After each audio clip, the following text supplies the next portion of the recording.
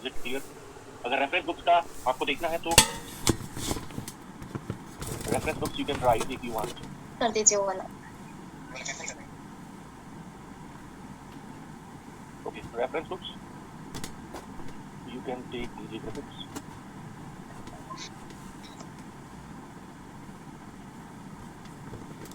Graphics okay, शादी को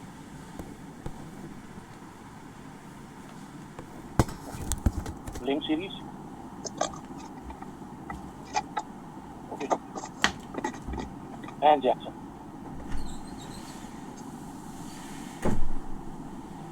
तो what is the standard tax here? Graphics. ठीक है, ऐसा नहीं कि ग्राफिक्स से क्वेश्चन आएगा, but you need to understand the concept, question अपने आप हो जाता है। If you understand the concept question हो जाएगा, but you need to practise. Okay, बाकी जो ईएम थ्योरी है वो आप जानते हैं, it is an important book किसी भी एग्जाम के लिए, whether you are attempting GATE exam, NET exam और एनी अदर एग्जाम। ओके, ये हो गया। ठीक है, इसके रिगार्ड में किसी का कोई क्वेश्चन हो तो बताओ, अदरवाइज मैं म्यूट कर देता हूं आपको and we will start this. ठीक है, okay, I am muting you all.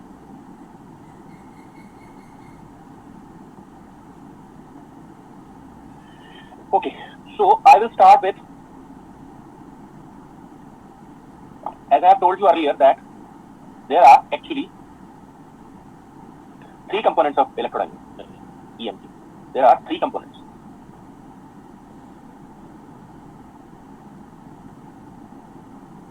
EMT.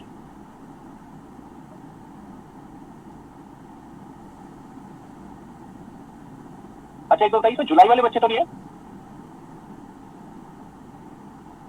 No sir. Okay, ठीक है, इसमें जो दिसंबर में हुआ है स्टार्ट वो, एंड देन जनवरी में जो स्टार्ट हुआ है वो स्टूडेंट आते हैं, है ना? ओके,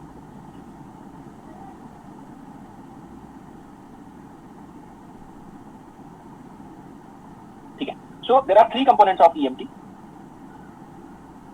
पहला है इलेक्ट्रोस्टैटिक्स, number 2 is magnetostatics,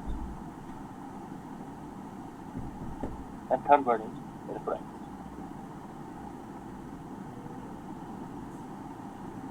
ठीक है, तो ये तीन कंपोनेंट है।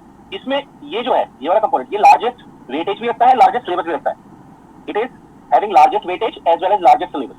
ओके, उसके बाद सबसे ज्यादा सिलेबस इसका है, इसका वेटेज ज्यादा है, फिर इलेक्ट्रोस्टैटिक आता है, फिर मैग्नेटोस्टैटिक आता है। Magnetostatic is smallest portion. Okay, but आपको ऐसा नहीं कि कोई एक पर्टिकुलर पोर्शन पढ़ना है, you need to study all the portions. आपको सारे पोर्शंस पढ़ने हैं। ओके, आपको सारे पोर्शंस पढ़ने हैं, तीनों टुगेदर। तो सबसे पहले मैं किसको लेकर चलूंगा? First I will take electrostatics. Okay, I am starting with electrostatics.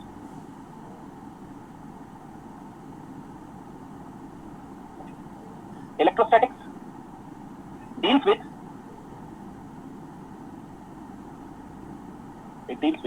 static electric field. जैसा कि इसका नाम बता रहा है वैसे static electric field. ओके, अब static electric field जो है वो क्या प्रॉपर्टीज रखता है? What are the properties? Static electric field क्या प्रॉपर्टीज है उसकी? प्रॉपर्टीज, पहला प्रॉपर्टी, ये जो है ना इलेक्ट्रोस्टैटिक फील्ड, ठीक है, electrostatic field is conservative field, is conservative field. Okay, यानी कि आप इसको मैथमेटिकली कैसे दिखाएंगे? If you want to show the conservative field or you want to show electrostatic field, तो आपको दिखाना होगा कि उसका कर्ल क्या है, जीरो। यानी कि अगर कोई आपको एग्जामिनर कोई क्वेश्चन देता है आपको, ठीक है, तो आप क्या शो करेंगे वहां पर कि उसका कर्ल क्या है, इलेक्ट्रोस्टैटिक फील्ड का कर्ल क्या है, जीरो है। ओके, इसको हम पता क्या कहते हैं? It is the differential form, it is the differential form, ये डिफरेंशियल फॉर्म है। इसी का इंटीग्रल फॉर्म क्या है आप जानते होंगे, आप क्या कर सकते हैं? What you can do, you can take its surface integral. So surface integral को आप कौन सी थ्योरम से, स्टोक्स थ्योरम से क्या लिख सकते हैं? Close line integral. ओके, ये लिख सकते हैं। कौन सी थ्योरम है? What is this theorem? This theorem is Stokes theorem, जो क्या करती है? ओपन सरफेस इंटीग्रल को किस में बदल देती है? ओपन सरफेस इंटीग्रल को किस में बदल देती है? क्लोज लाइन कर्व में। ओके, क्लोज लाइन कर्व क्या होता है?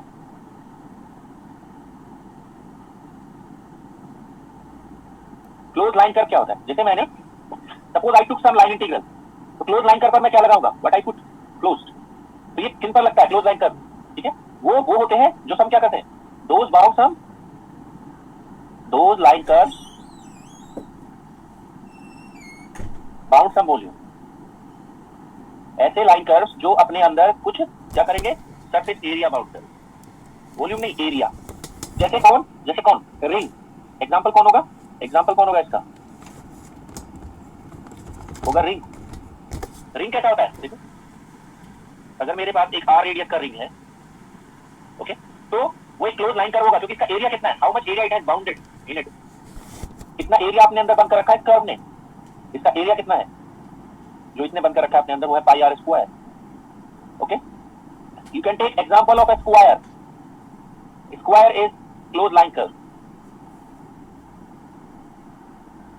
अगर ये ए साइड का स्क्वायर है तो how much area it has bounded? इसने एरिया अपने अंदर बंद कर रखा है कितना? एरिया लाइन कर्व है, कितना एरिया बाउंड कर रखा है इसने अपने अंदर? A square. तो ये कितने एग्जांपल्स हैं? These are examples of close line curves. Straight line क्या क्लोज लाइन कर्व होगा? ये लाइन तो है, but can we put it like this? इसके इंटीग्रल को मैं ऐसे लिख सकता हूं क्या? अगर मेरे पास एक स्ट्रेट वायर है, ठीक है, straight wire is not close line curve, इसके लिए इंटीग्रल क्या लगेगा? Is this correct? No, it is not correct notation. क्या लगेगा इस पर? ऐसा इंटीग्रल लगेगा, ठीक है। तो स्ट्रेट लाइन क्या है? Not a close line curve. इसके लिए इंटीग्रल क्या होगा? आप समझ सकते हैं? इसके लिए इंटीग्रल ऐसा होगा। ओके, इतना क्लियर हुआ? तो मैंने यहां पर लिखा कि स्टोक्स थ्योरम की हेल्प से हम क्या कर सकते हैं? We can always change what? We can always change a close line integral, okay, into open surface integral, open surface integral with the help of this one. Okay, तो हम electrostatic field का, electrostatic field के लिए क्या condition दे हैं? We are saying that electrostatic field is a conservative field, उसका curl zero होना चाहिए। तो उसका इंटीग्रल फॉर्म कितना होना चाहिए? Tell me integral form of this. तो यानी कि इंटीग्रल फॉर्म पर क्या लगेगा? क्लोज लाइन इंटीग्रल को कितना होना चाहिए? जीरो। ये इसका कौन सा फॉर्म है? Integral form. इसी का इंटीग्रल फॉर्म है कंजर्वेटिव फील्ड का, ये इसका इंटीग्रल फॉर्म। ओके, तो कंडीशन नंबर 1 क्या हुई? Curl of E should be zero, ठीक है। दूसरी कंडीशन क्या है? दूसरी कंडीशन ये है, क्या होना चाहिए दूसरा? ई क्या होना चाहिए? ई शुड बी टाइम इंडिपेंडेंट। भाई जैसा कि नाम से ही आपको पता लग रहा है, you can, it is static field, it should B time independent. ये टाइम इंडिपेंडेंट होना चाहिए, यानी कि उसका टाइम पर कोई डिपेंडेंट नहीं आना चाहिए। तो दो कंडीशन कोई भी इलेक्ट्रोस्टैटिक फील्ड को रखनी चाहिए। ओके, तो अगर मैं कोई एग्जांपल आपको दूर पूछूं whether this field is electrostatic field or not electrostatic field, then आप क्या चेक करेंगे? आप दो चीजें चेक करेंगे। Number 1, you will check whether its curl, ये क्विकली चेक हो सकता है ना, तो इसको चाहे तो पहले चेक कर सकते हैं। क्या चेक कर सकते हैं? कि whether it is containing time in it or not। अगर टाइम है तो छोड़ दो, लीव दैट। दूसरा कंडीशन चेक ही नहीं करना है। ओके, अगर टाइम नहीं है तो आपको क्या चेक करना है? कर्ल। कर्ल लेकर देखो कि कर्ल जीरो आता है या नहीं आता है, ठीक है। तो इस तरह आप कर सकते हो। तो इसका मतलब क्या हुआ? इसका मतलब ये हुआ कि इलेक्ट्रोस्टैटिक फील्ड लाइन जो है वो इरोटेशनल है, रोटेशनल है। आगे इरोटेशनल और रोटेशनल, ठीक है। तो इसका मतलब क्या हुआ? इलेक्ट्रोस्टैटिक फील्ड क्या हुआ? Electrostatic field is irrotational field.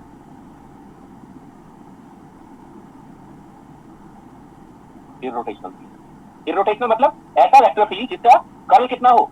Zero हो, तो वो इरोटेशनल होता है। कर्ल का मतलब क्या होता है? ठीक है, कर्ल का मतलब रोटेशन से होता है। Clear? I hope it is clarified कि मैंने एक ही चीज अभी तक क्लियर की है, इलेक्ट्रोस्टैटिक फील्ड क्या है। ओके, इसका सोर्स क्या है? दूसरी बात आती है यहां पर, सोर्स ऑफ इलेक्ट्रोस्टैटिक फील्ड।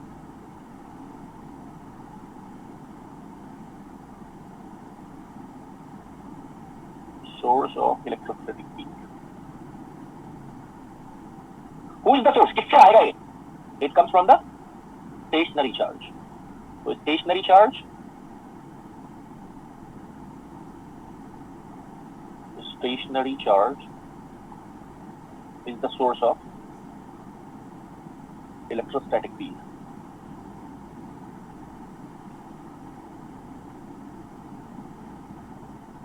ठीक है, stationary charge is the source of electrostatic field। कैसे? You have some stationary charge, charge at rest। Okay, तो charge at rest, अब इस इसकी जो फील्ड लाइंस होगी वो किस तरह की होगी? इसकी जो फील्ड लाइंस होगी वो रेडियली आउटवर्ड होगी इस पॉइंट से, इस तरह। ये इलेक्ट्रिक फील्ड लाइंस। तो अगर ये स्टेशनरी है तो ये वाला फील्ड कैसा फील्ड है? अगर ये स्टेशनरी चार्ज है तो इसका जो फील्ड है वो कैसा फील्ड है? इलेक्ट्रोस्टैटिक फील्ड है। ओके, अगर ये स्टेशनरी चार्ज है तो इसका फील्ड इलेक्ट्रोस्टैटिक फील्ड है। तो इसका सोर्स हो गया। इसके अलावा कौन सोर्स हो सकता है? कोई दो चार्जेस का combination plus Q minus Q, जिसको हम डायपोल कहते हैं। कोई फोर चार्जेस का combination plus Q minus Q plus Q minus Q, quadrupole, octopole, like this. We can have any number of charges, ठीक है। बट सबके सब किसका होना चाहिए? रेस्ट पर, या उनका वेलोसिटी क्या होना चाहिए? जीरो होना चाहिए, ठीक है। तो इलेक्ट्रोस्टैटिक फील्ड हम कह सकते हैं मूविंग नहीं होना चाहिए। तो ये सोर्स चार्ज है या फील्ड, ये सोर्स चार्ज है, attach charge? It is a source charge. तो source charge must be at rest. Source charge क्या होना चाहिए? रेस्ट पर होना चाहिए। ओके, अब देखते हैं जरा कि हाँ, ये तो मैंने बता दिया इलेक्ट्रोस्टैटिक फील्ड कहां से प्रोड्यूस होगा, उसकी क्या कैरेक्टरिस्टिक्स होंगी, क्या प्रॉपर्टीज होंगी, ये मैं बता दूं। नाउ हाँ, अब मैं इलेक्ट्रिक फील्ड को डिफाइन करता हूं एंड साथ ही साथ मैं क्या करूंगा? इलेक्ट्रिक फ्लक्स को डिफाइन करूंगा। ओके, तो इलेक्ट्रिक फील्ड कैसे डिफाइन होता है? इलेक्ट्रिक फील्ड जो है वो कैसे डिफाइन होता है? It's defined as force per unit charge. यानी कि डेफिनेशन ऑफ इलेक्ट्रिक फील्ड क्या हुआ? It is the force per unit test charge. अब मैं दो नाम लूंगा यहाँ पर, एक तो टेस्ट चार्ज और एक क्या लूंगा मैं? Source charge. तो ये कौन सा चार्ज है? Q dash is test charge, okay, and ये कौन सा चार्ज है? Q plus Q is source charge. Source आप समझते हैं, सोर्स, सोर्स मतलब जैसे sun, sun is source of light, sun is source of light, ठीक है। तो यानी कि ये चार्ज किसका सोर्स है? This charge is source of electric field. Okay, तो यानी कि जिसका आप इलेक्ट्रिक फील्ड निकाल रहे हो, जिसका इलेक्ट्रिक फील्ड निकाल रहे हो, दैट इज सोर्स चार्ज और test charge. Obviously it is source charge. And जिस पर निकाल रहे हो, जैसे मान लिया फोर्स निकाल रहे हो किसी पर आप, ओके, तो क्या होगा? ठीक है, force would be tested on the test charge और it would be tested on the source charge. Force would be tested on और calculated on the test charge. Test charge जिस पर कैलकुलेशन होगी, सोर्स चार्ज जिसकी वजह से होगी। Okay, source ये हो गया। ओके, तो हम क्या कह रहे हैं? Electric field is defined as force per unit test charge. Okay, तो फोर्स कितना निकलेगा यहां से? You should always calculate the force as Q dash into E, Q dash into E. अब ये इलेक्ट्रिक फील्ड किसका फील्ड है? Electric field is field of Q dash और electric field is field of some other charge. Electric field is field of some other charge. जैसे जैसे for example, I need to take more slides.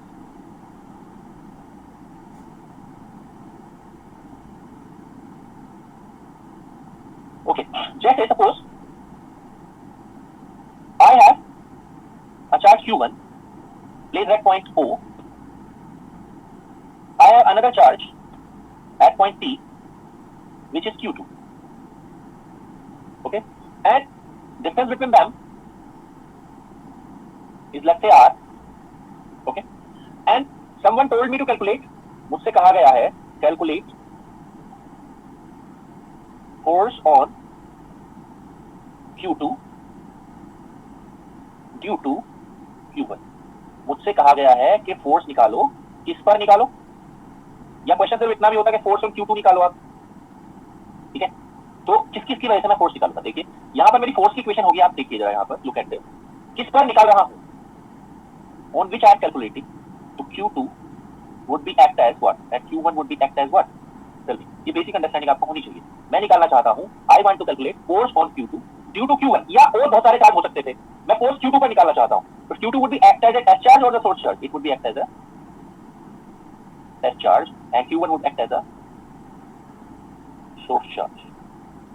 ये basic understanding आपको होनी चाहिए। किस पर निकाल रहे हो, ठीक है, जिस पर निकाल रहे हो वो सोर्स, सॉरी टेस्ट, और जिसकी वजह से निकाल रहे हो वो source.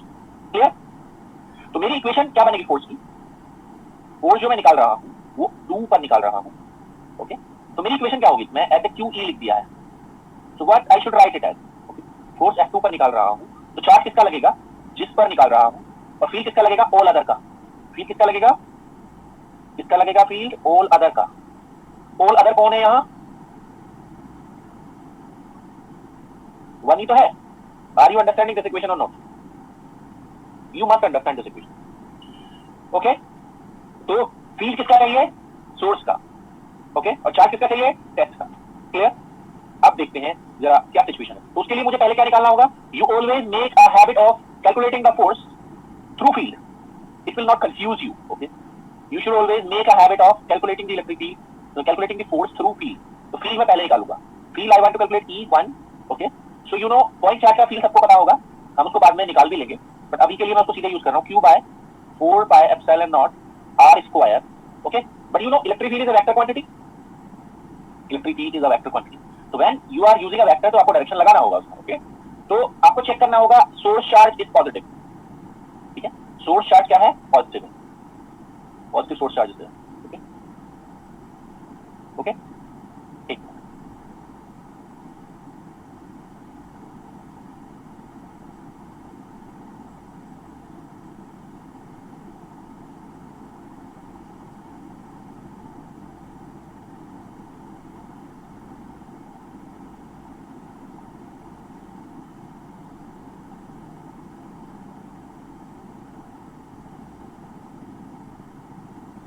So what you have seen that source charge is positive, source charge positive है, ओके, तो उसकी फील्ड लाइन कैसी होगी? पॉजिटिव चार्ज की फील्ड लाइन डाइवर्जिंग आउट और diverging in, they will be diverging out like this, okay, तो ये किसकी फील्ड लाइन है? E1 की या E2 की?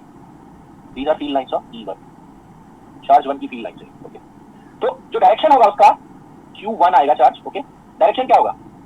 डायरेक्शन कहां से कहां की तरफ होगा? O से P की तरफ या P से O की तरफ? आप देख सकते हैं डायरेक्शन ऑफ वेक्टर क्या है, O to P या P to A, ठीक है, it is from O to P, देखो O to P, ये किसका डायरेक्शन शो किया हमने? एरो जो है, arrow is the direction of E1, so it is directed from O to P, okay, it is directed from O to P, तो मैं इसको OP वेक्टर लिख सकता हूं, it is OP vector, okay, या आप क्या कर सकते हैं, ठीक है, अगर आप कह रहे हैं कि ये जो वेक्टर है वो कौन सा वेक्टर है, क्या लिखते हैं हम इसको? ये जो डायरेक्शन है इसको हम लिखते हैं रेडियली आउटवर्ड, ये जो आप देख रहे हैं ये वाली डायरेक्शन, ये वाली डायरेक्शन, ये कौन सी डायरेक्शन होती है? आर टैप डायरेक्शन, ठीक है, तो ओपी का मतलब क्या हुआ यहाँ पर? ओपी वेक्टर का मतलब हुआ ये Q1 over 4 pi epsilon naught R square, this, okay, radially outward direction समझ के आप, तो फोर्स कितना लगेगा उस पर? F2 would be कितना हो जाएगा? Q2 से मल्टीप्लाई करेंगे, Q1 Q2 over 4 pi epsilon naught R square, direction कैसा आएगा इसका? OP या PO? इसका जो डायरेक्शन आएगा आप देखो यहाँ पर, चार्ज कैसा है? ये वाला टेस्ट चार्ज जिस पर आप टेस्टिंग कर रहे हो, इट इज पॉजिटिव चार्ज, तो फोर्स का डायरेक्शन क्या होगा? डायरेक्शन ऑफ फोर्स क्या होगा? ये, ठीक है, it would be same as field, positive charge पर लगने वाला फोर्स का डायरेक्शन क्या होगा? फील्ड जैसा ही होगा, तो क्या आएगा? आर कैप ओनली, तो फोर्स इज रिपल्सिव और attractive, force is repulsive on किस पर? Q2 पर या Q1 पर? Q2 पर, तो यानी कि Q2 चार्ज आप देख रहे हैं, फील्ड, फील्ड इस तरफ लगा हुआ है, ओके, तो फोर्स भी उधर ही लग रहा है क्या उस पर? आंसर इज यस, फोर्स भी उधर ही लग रहा है, किधर लग रहा है फोर्स? F2 इधर लग रहा है, देख लो आप, क्योंकि Q2 क्या है? पॉजिटिव, तो ये फोर्स रिपल्सिव है अट्रैक्टिव है, Q2 चार्ज दूर पुश होगा या इसके करीब आएगा Q1 के, it will be pushed away, okay, तो इट इज रिपल्सिव फोर्स, ठीक है, डू यू अंडरस्टैंड कि why I am saying repulsive force, okay, किस पर रिपल्सिव? स्टूडेंट कंफ्यूज हो जाते हैं कि मैं रिपल्सिव किसको कह रहा हूं, अट्रैक्टिव किसको कह रहा हूं, ओके, तो किस पर हम कैलकुलेशन कर रहे हैं? वहां जाकर खड़े हो जाओ, स्टैंड हियर, आप जो है यहां खड़े हो जाओ, यहां खड़े हो गए, किस पर निकाल रहे हो फोर्स? Q1 पर निकाल रहे हो या Q2 पर निकाल रहे हो? You are calculating the force on Q1, Q2, यहां निकाल रहे हो आप फोर्स, ओके, तो Q1 का फील्ड किधर है? Q1 का फील्ड है इधर, क्योंकि वो किस पर डिपेंड करेगा? जो फील्ड का डायरेक्शन है E1 का डायरेक्शन, वो Q2 पर डिपेंड करेगा, Q1 पर डिपेंड करेगा? The direction of electric field E1 will depend upon sine of this charge Q1, Q1 कैसा? पॉजिटिव, पॉजिटिव है तो फील्ड लाइन अवे होंगी चारों तरफ या टुवर्ड्स होंगी? They would be away, okay, क्या होंगी? अवे, ऐसे होंगी, तो आप देख रहे हैं electric field of Q1 is this, okay, अब आप देखिए फोर्स, फोर्स कैसे निकलता है? इसका चार्ज क्या है? प्लस, जब मैं कोई साइन पुट नहीं कर रहा हूं it means it is plus, तो फोर्स किधर लगेगा? जिधर फील्ड था ना E1, उधर ही फोर्स उस पर लगेगा, इधर, ये फोर्स कैसा है? आप यहां खड़े हैं, तो ये वाला चार्ज Q1 Q2 को दूर धकेल रहा है या अपने तरफ खींच रहा है? It is pushing away, away, so it is repulsive force or attractive force? It is repulsive force, okay, I hope you understand, okay, so what I have calculated? I have calculated field of point charge and then calculated force of point, force on point charge, field and then force, okay, habit बना लीजिए, पहले field फिर force, गलती नहीं होगी, okay, Now I am coming to the flux. Okay, now I am coming to the electric flux. Electric flux. Okay. Now if you have some point charge, let's say 2q. Okay, you are enclosing this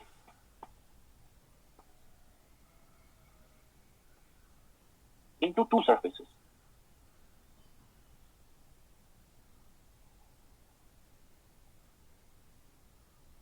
Okay, इसकी field line draw करते हैं. Let's draw its field line. इसकी field line कैसी होगी?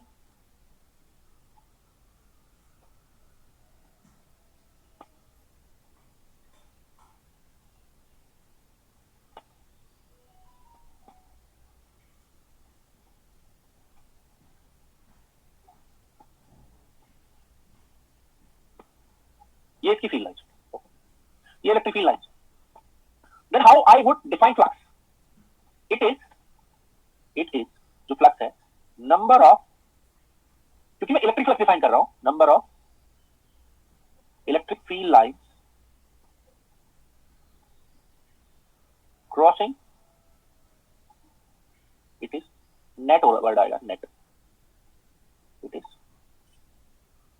Net number of electric field lines crossing through any surface. किसी भी surface से निकलने वाली net number of field lines को क्या कहा जाता है? फ्लक्स. ओके, तो जो अंदर वाला सरफेस है I am calling it S1 and outer one I am calling S2. तो अंदर वाला सरफेस क्या है? S1 और बाहर वाला सरफेस क्या है? S2. ओके, S1 S2 को क्लोज होना चाहिए या open?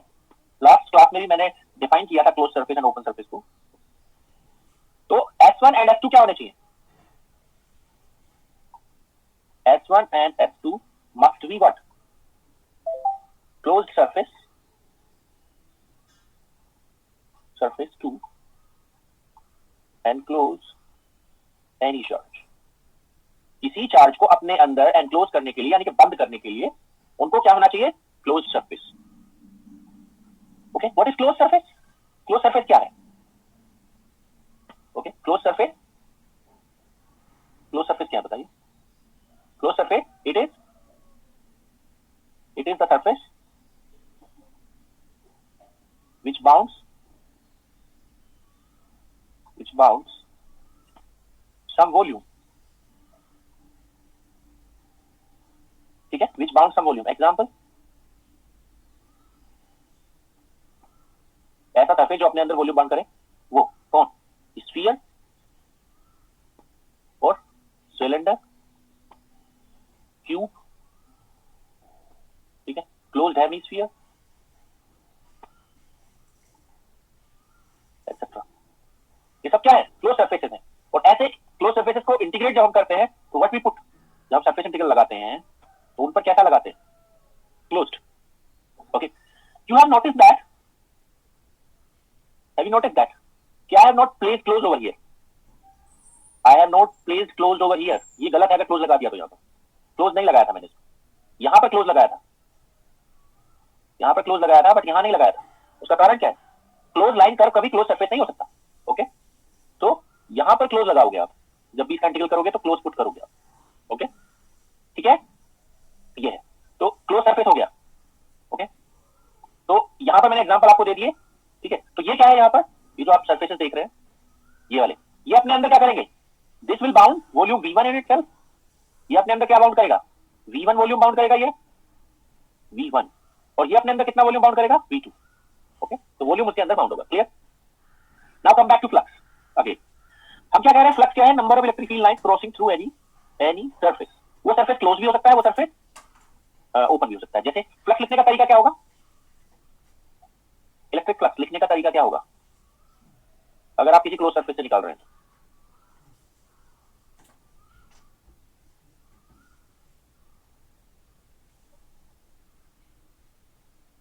Electric field into area gives us the dimension of flux, तब ये होगा.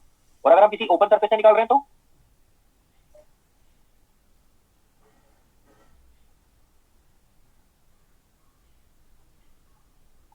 तब ये होगा. ओके यहां आप क्लोज पुट नहीं कर सकते, गलत हो जाएगा अगर ऐसा कर दिया आपने। तो दोनों ही इलेक्ट्रिक फ्लक्स हैं, close surface and open surface. Okay दोनों ही इलेक्ट्रिक फ्लक्स हैं, दोनों तरीके से हम डिफाइन कर सकते हैं। अगर क्लोज सरफेस में डिफाइन कर रहे हैं तो क्या होगा, number of electric field line crossing through the close surface, and open surface से डिफाइन कर रहे हैं तो number of electric field line crossing through the open surface, ये हो जाएगा। ओके अकॉर्डिंगली आप उसको करें। ओके तो अब जो चार्ज है, चार्ज किसके अंदर बंद हो सकता है, क्लोज सरफेस के। चार्ज जो है वो किसके अंदर बंद हो सकता है, close surface. Okay but electric field line जो है वो ओपन सरफेस से भी क्रॉस हो सकती है। ओके क्लोज सरफेस से भी क्रॉस हो सकती है, ओपन सरफेस से भी क्रॉस हो सकती है फील्ड लाइंस, बट चार्ज किसके अंदर बंद हो सकता है, सिर्फ और सिर्फ इसके। ओके इसका यूनिट क्या होगा,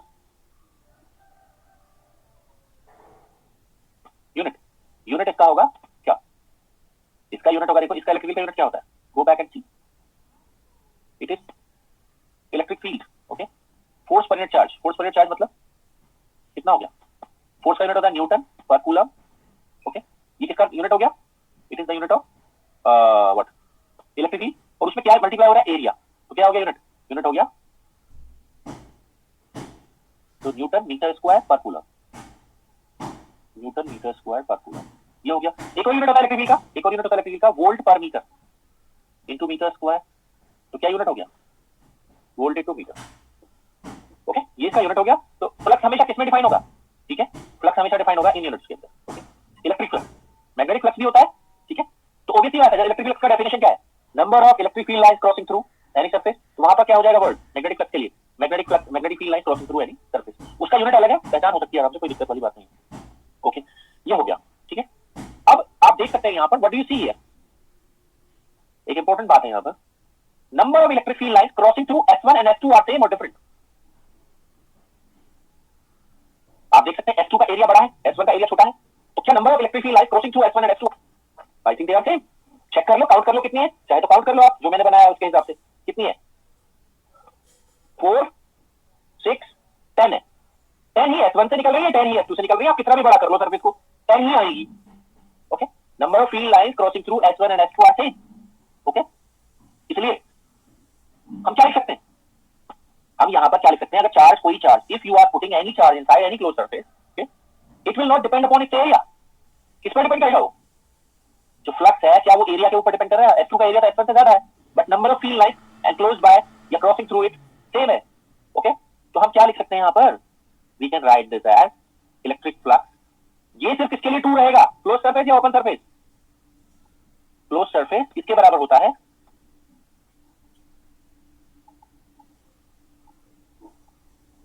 ओके इसके बराबर होता है charge enclosed by epsilon naught, जहां पर ये क्या है, Q enclosed, it is the charge enclosed by any closed surface. तो सिंपल सी बात है, फ्लक्स किस बात पर डिपेंड कर रहा है कि उसके अंदर कितना चार्ज बंद है, इस पर डिपेंड कर रहा है, और ये 1 बाय एप्सिलॉन नॉट क्या लगा हुआ है, कांस्टेंट है ये, it is just a constant. Okay तो इंपॉर्टेंट बात क्या है यहां पर, फ्लक्स इस पर डिपेंड कर रहा है, flux is depending upon charge enclosed, clear. इसी को क्या कहा जाता है, what is this, which is this law, this is Gauss law of electrostatics, कौन सा form, integral form, integral form, remember this important. किसी भी क्लोज सरफेस से आप फ्लक्स कैसे निकालोगे, क्लोज सरफेस से फ्लक्स कैसे निकालोगे, सबसे पहले क्या निकालना होगा, charge enclosed by epsilon not, you will get the answer. Okay अगर चार्ज नहीं दिया है और फील्ड दिया हुआ है तो क्या यूज करोगे, देखो दो तरह के क्वेश्चन हो सकते हैं, फ्लक्स निकालने के दो तरह के क्वेश्चन हो सकते हैं, क्या क्या, या तो एग्जामिनर चार्ज देगा, अगर एग्जामिनर ने चार्ज दिया तो चार्ज की हेल्प लेंगे, और एग्जामिनर ने फील्ड दिया तो फील्ड की हेल्प ले लेंगे। तो फ्लक्स दो तरीके से डिफाइन हो सकता है, ई डॉट डी एस और Q enclosed by epsilon naught, clear और not clear, this is Gauss law of electrostatics. कौन सा फॉर्म है ये, इंटीग्रल। ओके तो फ्लक्स क्या है, flux is nothing, it is number of electric field lines. अब देखिए जरा यहां पर, अगर मैंने इस डायग्राम में 2q चार्ज के लिए 10 लाइन शो की है, I have shown 10 line, 10 electric field line for 2q charge, if I double the charge, let's say I take it 4q, तो नंबर ऑफ फील्ड लाइंस कितनी हो जाएगी, दे विल बिकम 20, यानी कि चार्ज की strength अगर डबल करोगे तो नंबर ऑफ फील्ड लाइंस भी क्या हो जाएंगी, डबल हो जाएगी। ओके जो कि यहां पर भी रिफ्लेक्ट होता है, अगर आप चार्ज को डबल करोगे तो जो फ्लक्स है वो डबल हो जाएगा। Okay you should remember this thing कि ये होता है, ये इंटीग्रल फॉर्म है। ओके, किसका? गॉस लॉ का। डिफरेंशियल फॉर्म क्या होगा? डिफरेंशियल फॉर्म देखते हैं। Suppose you took a close surface, कोई भी आर्बिट्ररी शेप का हो सकता है, जिसके अंदर वॉल्यूम कितना बंद है? v। v वॉल्यूम बंद कर रखा है उसने, एंड इट कंटेन्स रो। इसके अंदर क्या है? रो भरा हुआ है। It contains rho. What is rho? If rho is the volume charge density,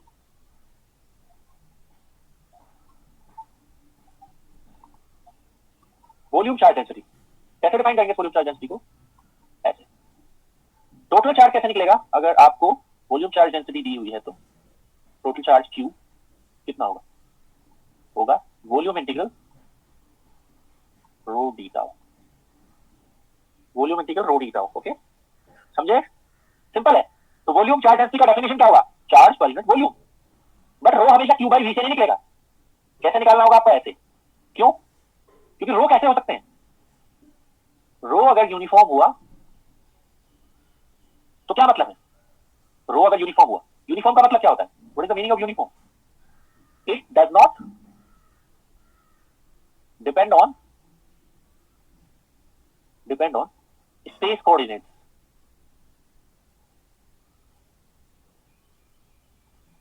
space coordinates जानते हैं आप? स्पेस कोऑर्डिनेट्स कौन कौन होते हैं? ये स्पेस के कोऑर्डिनेट्स है ना।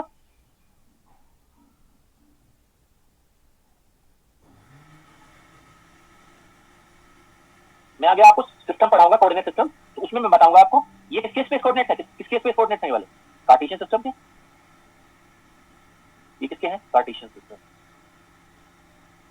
Cartesian system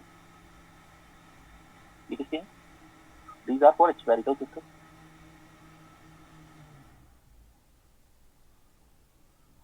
and this is for cylindrical system. Okay, तीन तरह के कोऑर्डिनेट सिस्टम हमारे पास। तो स्पेस कोऑर्डिनेट पर डिपेंडेंस नहीं आने चाहिए, तो यूनिफॉर्म कहते हैं उसको। किसी के लिए भी है बात, ये सिर्फ रो से ही रिलेटेड नहीं है। किसी भी फील्ड, किसी भी वेक्टर क्वांटिटी पर या किसी भी स्केलर क्वांटिटी पर लगा सकते हो आप। ओके, रो अगर क्या है? नॉन यूनिफॉर्म है, तो वो उसका उल्टा है। आप समझ सकते हैं क्या हुआ इसका मतलब? रो कुड बी दिस और रो कुड बी दिस। ओके, तो अगर यूनिफॉर्म है, तब क्या कर सकते हो आप? अगर यूनिफॉर्म है तो आप क्या लिख सकते हो उसको? अगर ऐसा वाला केस है Q इक्वल्स टू, अगर यूनिफॉर्म है तो आप रो को बाहर ले सकते हो वॉल्यूम इंटीग्रल पे या नहीं? Can we do it? Is this correct और not correct? It is correct. Okay, but in case of this,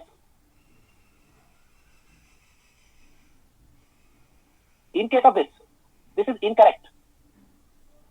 यहां आप ऐसा नहीं कर सकते। ओके, क्यों? क्योंकि आप इस रो को इस इंटीग्रल से बाहर नहीं ले जा सकते, क्योंकि रो क्या है? Dependent on the space coordinates है, तो आपको इंटीग्रल परफॉर्म करना पड़ेगा उसका। नॉन यूनिफॉर्म का एग्जांपल क्या है? जैसे कहीं पर लिख दिया है rho equals to rho naught into R. Is this fall under the category of uniform, non uniform? It would be non uniform, क्योंकि आर डिपेंडेंट है। ये किसी भी क्वांटिटी पर लागू होता है, वेदर स्केलर क्वांटिटी और वेदर वेक्टर क्वांटिटी। जैसे मैं फील्ड को कहूं, ये इलेक्ट्रिक फील्ड दे दिया मैंने आपको, ओके, और लिखा ई नॉट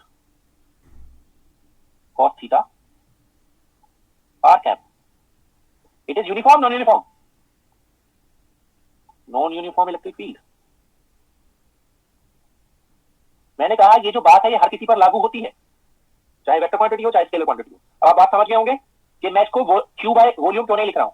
मैं रो को Q बाय वॉल्यूम क्यों नहीं लिख रहा हूं? क्यों? क्योंकि रो हर बार Q बाय V से नहीं निकल सकता। अगर मान लिया नॉन यूनिफॉर्म हुआ तो आप charge divided by total volume करके रो को नहीं निकाल सकते। You can not do it. You should understand this. ये चार्ज पर यूनिट वॉल्यूम तो होता है, बट आप हमेशा ऐसे निकाल नहीं सकते, आपको ये अप्लाई करना होगा। ओके, रो अगर क्या हुआ? यूनिफॉर्म हुआ तो बाहर ले लो तो कितना हो गया? Q बाय V हो गया, क्योंकि ये वॉल्यूम के बराबर होगा। बट यहां नहीं होगा। इट इज रॉन्ग, ध्यान दीजिए, रॉन्ग है, गलत है ये। ठीक है, ये हो गया। तो मैंने क्या कर लिया यहाँ पर? What I did, I took this as equation number 1, I took this as equation number 2। ओके, अब आप जानते हैं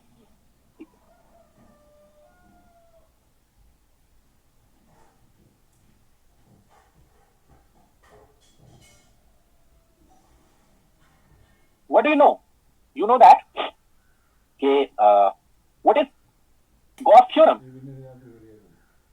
What is Gauss theorem? Gauss law नहीं, Gauss theorem क्या है? Gauss theorem, or you can call it divergence theorem. इसका दूसरा नाम डाइवर्जेंस थ्योरम भी है, आप मैथमेटिकल फिजिक्स में पढ़ रहे होंगे। वो क्या कहता है? वो कहता है कि क्लोज सरफेस इंटीग्रल को किसी भी वेक्टर फील्ड का हो, हम वॉल्यूम इंटीग्रल में बदल सकते हैं। किसकी हेल्प से? डाइवर्जेंस की हेल्प से। बट इसके लिए सरफेस को कैसा होना जरूरी है? Valid only for close surface और open surface? Valid only for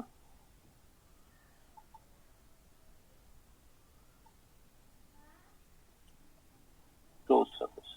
यहां पर जाइए, go back and see, Stokes theorem किसके लिए वैलिड था? किसके लिए वैलिड था ये? Open surface, sorry open line curve या close line curve? Only valid for close line curve. Okay, तो यहां पर सरफेस ओपन था, लाइन कर्व क्लोज था। यहां पर क्या है? सरफेस क्लोज है एंड वॉल्यूम ओपन है। वॉल्यूम कभी क्लोज हो भी नहीं सकता, क्योंकि 3 डायमेंशन से ऊपर की डायमेंशन नहीं होती स्पेस कोऑर्डिनेट्स के लिए। It is the space coordinates. ठीक है, ये हो गया। अब हम इसकी हेल्प से क्या कर सकते हैं? इक्वेशन नंबर 3 बोल देता हूं मैं इसको। On using equation 1, 2 and 3, from equation 1, 2 and 3, what we will get? From 1, 2 and 3, अब E dot ds की जगह क्या रख देंगे? From 1, 2 and 3, क्या मिलेगा?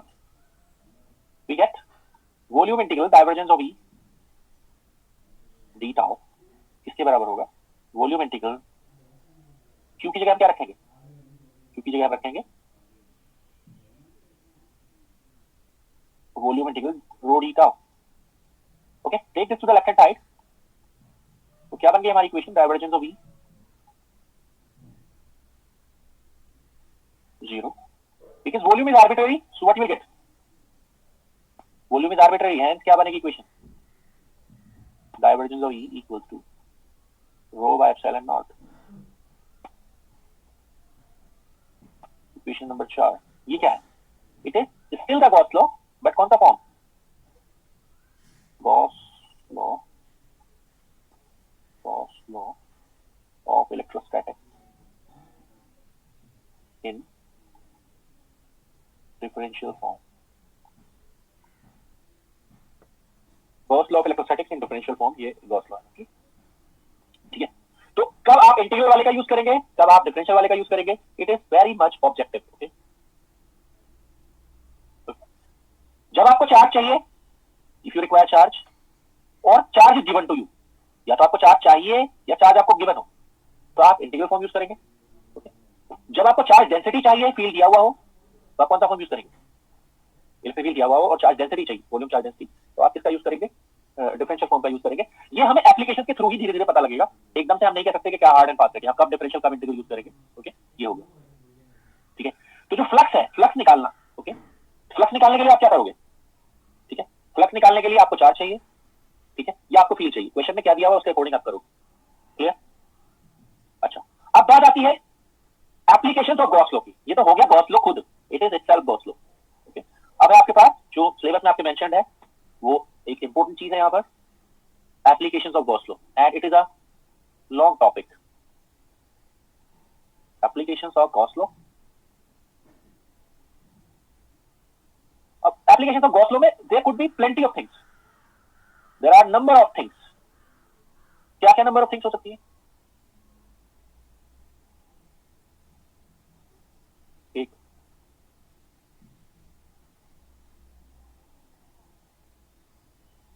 Equation number was this, 1 was this,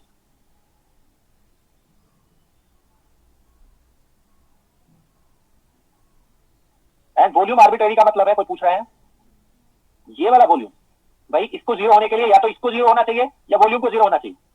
okay, तो volume is zero, this factor is zero, this quantity is zero, तो दिस क्वांटिटी इज जीरो ना, वॉल्यूम तो जीरो नहीं होगा ना, volume is non zero, this quantity is zero, that is why I am saying volume is arbitrary. Okay, ये हो गया। अब मैं आता हूं applications of Gauss law. Applications of Gauss law में क्या है? There could be numerous application. Okay, कैसे? क्या क्या हो सकती है? चार्ज दिया हो और क्या कहा हो?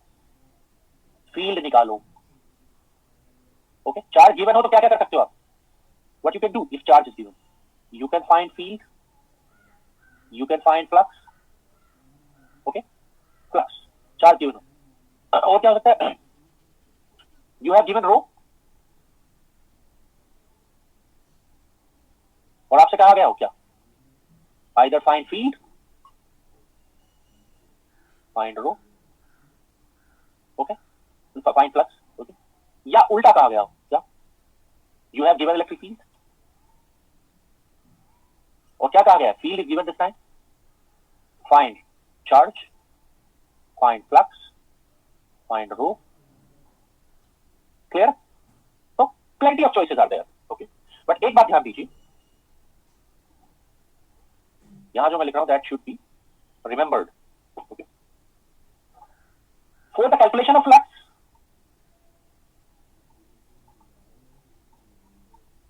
for calculation of flux, any closed surface, ठीक है, can be there, any closed surface, but for calculation of electric field,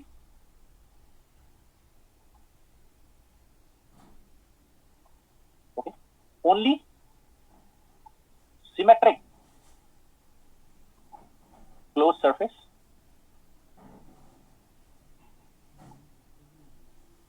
may be there.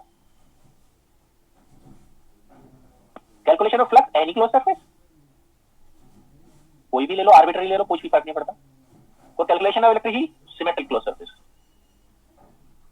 ये आपको पता लगेगा आगे. देखो ध्यान से, if I know flux, flux इस पर डिपेंड करता है, charge enclose by epsilon not कर दो, फ्लक्स निकल आएगा किसी भी क्लोज सरफेस के लिए. बट जब आप फील्ड निकालने जाओगे तो देखो क्या होगा, ये तो एक फ्लक्स निकालने का स्टेप हो गया, फील्ड निकालने के स्टेप में क्या करना होता है आपको, मैंने ये इक्वेशन लिखा. अब अगर आपको फील्ड निकालना है तो इसको बाहर निकालना होगा या नहीं,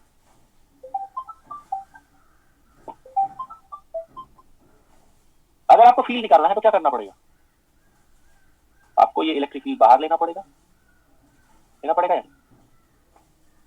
डॉट प्रोडक्ट खत्म कर देंगे.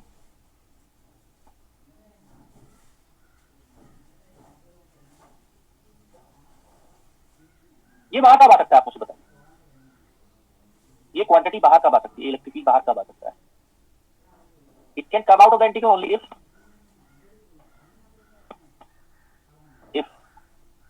if E is same on the entire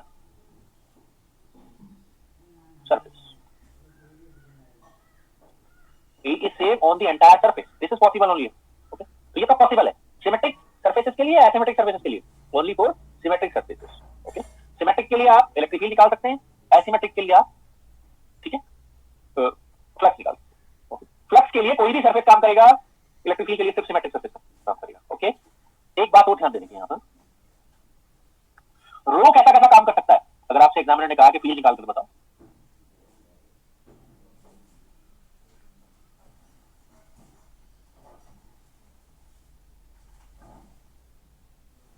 examiner कह रहा है कि भाई फील्ड निकाल कर बताओ और रो दे दिया, तो रो कैसा कैसा पॉसिबल है, रो गिवन है, ओके, और आपको क्या निकालना है, फील्ड.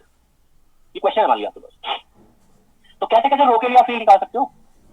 ठीक है, रो कैसा होना चाहिए, उसकी कैरेक्टरिस्टिक क्या होनी चाहिए, वो ये होनी चाहिए, रो should be either uniform, okay, either uniform का मतलब आप समझते हैं, what is the meaning of uniform which doesn't depend upon x y z r theta phi और x y z. okay, यानी कि स्पेस कोऑर्डिनेट डिपेंडेंट ना हो, या तो यूनिफॉर्म हो और ओनली क्या हो, ओनली r डिपेंडेंट हो.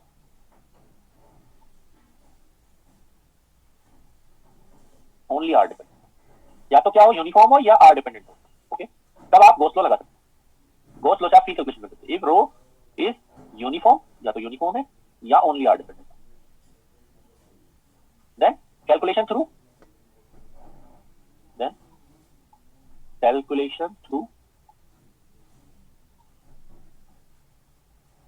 Gauss law is possible.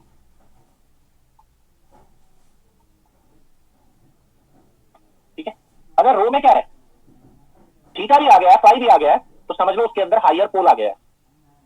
Okay, तो ये हम देखेंगे एप्लीकेशन पार्ट में। ओके, एप्लीकेशन पार्ट में हम चीज को देखेंगे। ओके, तो अगर मैं कहीं पर ऐसे दे दूं और आपसे कहूँ कि फील्ड निकाल कर बताओ, मैंने दिया आपको rho naught r sine theta, will cos log work for it? Answer is no. मैंने आपको रो का वैल्यू दिया rho naught r, will it work for it? Yes. मैंने आपको दिया rho equals to rho naught r power 4 sine 5, will it work for it? Answer is no. Okay, ये होगा। ठीक है, तो r dependent could work, but क्या है अदर थीटा और फाई डिपेंडेंस में not work for cos log। ये होगा। ठीक है, तो I hope we are clear with flux, we are clear with calculation of electric field. Now I am taking the examples I am taking। तो मैं अभी तक एप्लीकेशन का गॉस लॉ में अपने आप को रिस्ट्रिक्ट कर रहा हूं, ये काफी लंबा टॉपिक है। ठीक है, पहले मैं ऐसे क्वेश्चन उठाऊंगा जिनमें मुझे फ्लक्स चाहिए, फील्ड कैलकुलेशन दूसरे स्टेप में करूंगा, first step flux calculation. Although मेरे पास अभी तक रिवाइज असाइनमेंट नहीं आया है, मैं पुराने असाइनमेंट से ही क्वेश्चन उठा रहा हूं, I do not have revise assignment. तो ठीक है, मैं ऐसे क्वेश्चन लेने की कोशिश करूंगा जहां पर मुझे फ्लक्स निकालना है।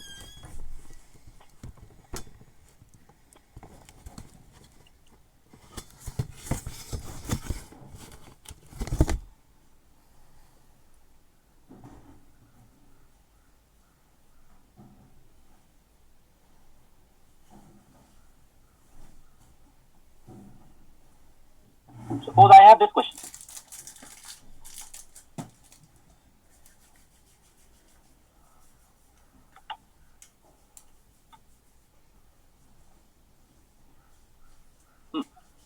ये क्वेश्चन है, हमसे कहा है फ्लक्स निकालो, चार्ज दिया हुआ है, what is given to us? Charge is given. Flux का फॉर्मूला क्या है जब चार्ज गिवन हो? तो क्लोज है ओपन? पहले चेक करो। जब मैं क्यूब लूंगा तो cube should be considered as closed और ओपन?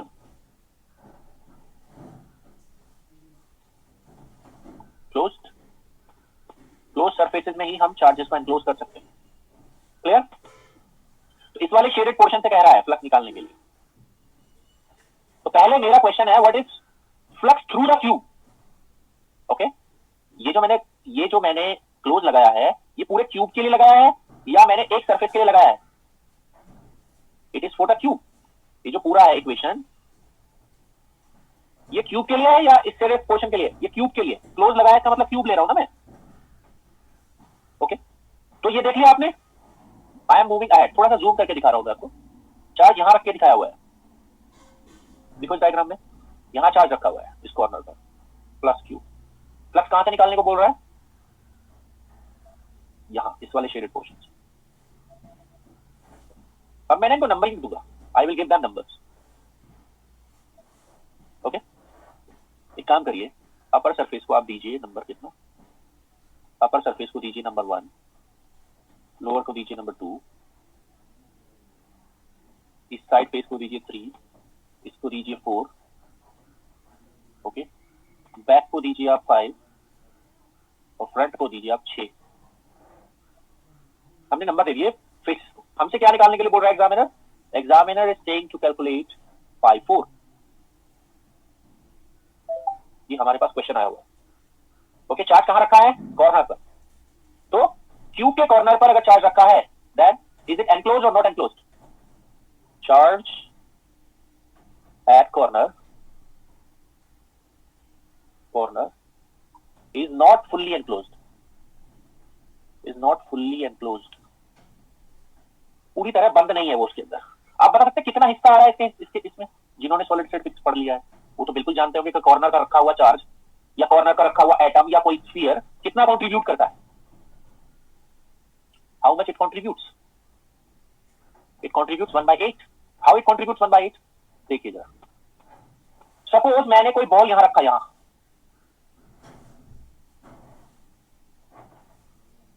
आधा बॉल क्या है ये वाला, छत के ऊपर आ गया है नहीं भाई? मैंने क्या किया, ये कोई, मैं इसको जूम कर रहा हूं, जूम चार्ट को जूम कर रहा हूं। मैंने क्या किया, ये चार्ज है, ये कॉर्नर है, ये कॉर्नर सेंटर कॉर्नर है उसका। चार्ट को जूम करो, अब ये बताओ कि ये आधा चार्ज जो है, ऊपर वाला आधा चार्ज इट विल, मैं इसकी बात कर रहा हूं, I am talking about this. ओहो, आप ना इसको छोड़ दो, लीव दैट। एक काम करो, इसी पर रहो, नीचे वाले चार्ज पे, नीचे वाले चार्ज पर ही रहो। ये पॉइंट चार्ज है यहाँ कॉर्नर पर, नीचे वाले फेस पर, ओके, ये कॉर्नर पर। कौन सा वाला पार्ट इसके अंदर लाई नहीं करेगा? Lower portion, lower half portion या upper half portion? Lower half portion क्या होगा? Lower half portion of the point charge, ठीक है, would not lie in the cube. Cube के अंदर नहीं आएगा वो नीचे वाला पोर्शन, आप समझ सकते हैं ना? क्योंकि आधा क्या सेंटर जब यहां रखोगे तो आधा जो चार्ज है वो नीचे निकल जाएगा, आधा चार्ज नीचे निकल गया। अब आपको देखना है जो अपर आधा है, ये वाला जो आधा है, उसका कितना पोर्शन इसके अंदर आएगा। ओके, तो कितना हिस्सा आएगा इसके अंदर, आपको देखना होगा। ये एंगल कितना है, ये angle, what is this angle? This angle is 90। अब मैं एंगल की बात क्यों करने लग गया हूं? क्योंकि मुझे देखना है कि इस आधे का कितना पोर्शन आएगा। अब आप देख सकते हैं कि जो हाफ एटम है, जो हाफ चार्ज है, ठीक है, वो कुछ इस तरह आएगा। It would be like this. ये हाफ हो गया, ये हाफ एटम है, हाफ चार्ज है, सॉरी, हाफ चार्ज है। नीचे वाला हिस्सा एक्सक्लूड हो गया क्योंकि वो तो नीचे निकल गया इस सरफेस के, तो वो तो खत्म हो गया। अब आधे का कितना पोर्शन, आधे को कितने हिस्से में बांटना होगा 90 एंगल के लिए? बताइए कितने हिस्सों में बांटना होगा उसको? We need to divide this into how many parts? 4 parts. कैसे? देखो, आधा रह गया था पहले ही ना, आधा रह गया, आधे का कितना हिस्सा, कितना हिस्सा आया? 1/8। हाफ पहले ही हो गया था, और हाफ का कितना हिस्सा आया? एंगल से निकाला मैंने, 90/360, क्योंकि इसमें कितना पोर्शन लाई करेगा दो फेसेस के बीच में? 90 एंगल। ओके, पूरा कितने पर था? 360 पर। ये हो गया। ओके, तो 5 क्यूब कितना है बताइए? 5 क्यूब, टोटल क्यूब में कितना हिस्सा है चार्ज का? फ्लक्स कैसे निकलता है? फ्लक्स निकलता है चार्ज बाय एनक्लोज। कितना हिस्सा है उसके पास? U/8। तो पूरे क्यूब के पास कितना हिस्सा है? समझ में आ गई बात? नहीं। अब आपको देखना होगा कि ये जो फ्लक्स है, total flux of the cube, वो इनके फेसेस के बीच में कैसे बटेगा? क्योंकि आप जानते हैं जब आप इसको ओपन करेंगे तो कितने हिस्सों में ओपन करेंगे? When you will open this cube, तो कितने हिस्सों में ओपन करोगे बताओ? You will open it 5/1, 5/2, 5/3, 5/4, 5/5 and 5/6। 6 हिस्सों में ओपन करेंगे। अलग अलग हिस्सा ओपन सरफेस इंटीग्रल होगा या क्लोज सरफेस इंटीग्रल? अगर मैं यहां लिखता हूं, if I right let's say 5/4, मुझे निकालना है एक्चुअली, तो इट वुड बी क्लोज और it would be open. Is this correct और not correct? I should put it close? No, I should put it open. Okay, क्यों? क्योंकि ये close integral कितने हिस्सों में ओपन होगा? How many parts it will be open? 6, 1 2 3 4 5 6। Okay, out of these 6 flux, out of these 6 flux, okay, कौन कौन से फ्लक्स जीरो होंगे? टेल मी, कौन कौन से फ्लक्स जीरो हैं और क्यों है? यहां लिख देता हूं इसको, वाई एंड व्हाट। देखो कौन कौन है, ठीक है, तो मैं यहां पर लिख देता हूं statement. What is this statement? Okay, all the faces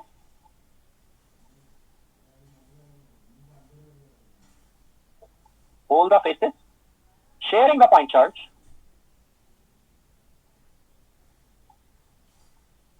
all the faces sharing the point charge will not get any flux, जिनके पास कोई मतलब जो भी faces, whatever faces sharing this point charge will not get any flux, उनके पास कोई flux नहीं होगा। जैसे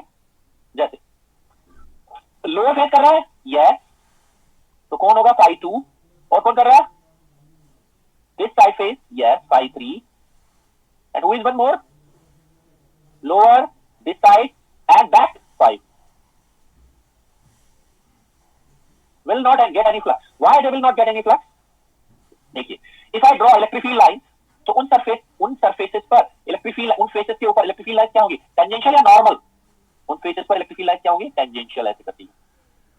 जबकि आप जानते हैं नॉर्मल यानी कि डीएस का डायरेक्शन क्या होता है? डीएस क्या होगा? ठीक है, जैसे लोअर फेस की बात करूं अगर मैं, if I talk about lower face, तो लोअर फेस पर कैसी होगी इलेक्ट्रिक फील्ड लाइंस? ऐसे टेंजेंशियल। ये जो ब्लू है लाइंस वो इलेक्ट्रिक फील्ड शो कर रहा है, they would be tangential like that. जबकि इसका नॉर्मल किधर होगा, direction of area vector, it would be in the downward direction. इसका नॉर्मल किधर होगा, ये कौन सा नॉर्मल है, df2, it would be like this, outward normal. Area vector का डायरेक्शन नीचे होगा, इलेक्ट्रिक फील्ड का डायरेक्शन ऐसे होगा। तो दोनों का डॉट प्रोडक्ट क्या होगा, अगर हम फ्लक्स निकाल रहे हैं, okay, electric field into ds2 कर रहे हैं, तो कितना होगा dot product, 0।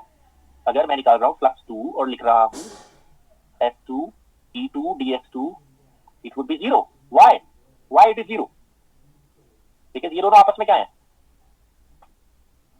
They are perpendicular to each other, they are perpendicular to each other, clear. तो फ्लक्स 0 हो जाएगा। कौन कौन सा 0 होगा, जो मैंने लिखा है, all the faces sharing this charge will get 0 flux, और बाकियों से आपस में क्या होगा, इक्वली बटेगा, अनइक्वली बटेगा, बाकी सब में इक्वली डिवाइड होगा। इक्वली डिवाइड होगा मतलब क्या होगा, इक्वली डिवाइड होने का मतलब क्या है, किस किस के बीच में इक्वली डिवाइड होगा, ठीक है। तो देखिए कौन कौन बचे, एक बचा 1 4 6, 1 4 6, तो क्या होगा 5 1 5 4 5 6, टोटल का कितना होगा 1/3, तीनों में इक्वली डिवाइड हो रहा है ना, 1/3 ऑफ व्हाट, 5 क्यूब, कितना हो जाएगा ये, 5 क्यूब कितना है, तो कितना आएगा answer, 5 1 5 4 5 6 is q by 24 epsilon naught 1, equation number 2, equation number 3। तो हमसे कौन से फेज से पूछ रहा था आंसर, 4 नंबर से, ओके। तो कितना आ गया 4 नंबर से, कितना फ्लक्स पास होगा इस शेडेड पोर्शन से, q by 24 epsilon naught, okay. तो एग्जामिनर कंफ्यूज करने के लिए आपसे यहां पे भी पूछ सकता था कि भाई इस फेज से बताओ, ये नंबर 2 है शायद, तो कितना होता फ्लक्स इस 2 नंबर पोर्शन से अगर पूछता, तो फिलहाल तो 4 से पूछ रखा है, 2 से पूछता तो आंसर 0 होता। Is this clear to all और not, I hope it is clear. पहले हमने क्यूब का निकाला, क्यूब के हिस्से में कितना चार्ज आ रहा था, क्योंकि इस क्वेश्चन में चार्ज दिया हुआ है, मैंने फील्ड का यूज नहीं किया, ठीक है। तो पहले क्यूब के हिस्से में कितना था 1/8 पोर्शन, तो टोटल क्यूब से कितना हुआ q/8 एप्सिलॉन नॉट। फिर उसको देखा कि उस क्यूब का जो सारा फ्लक्स है वो कहां से पास होगा, 2 3 5 से कोई फ्लक्स पास नहीं होगा क्योंकि वो उसको शेयर कर रहे हैं, ओके, तो नो फ्लक्स। एंड देन 1 4 6 से इक्वल फ्लक्स, कितना एक के हिस्से में कितना आएगा 1/3 ऑफ टोटल, तो ये आ गया, okay. I hope it is clear. I am giving you the similar question and asking you the answers.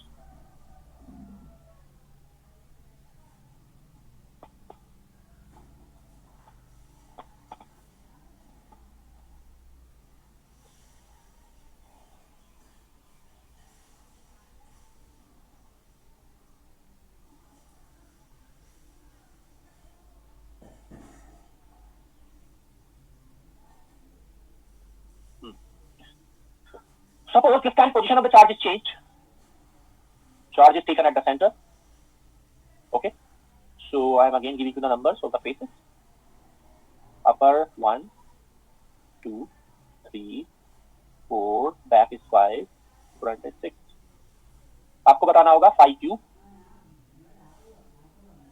and as well as equation number 1 है. You need to tell me 5 1,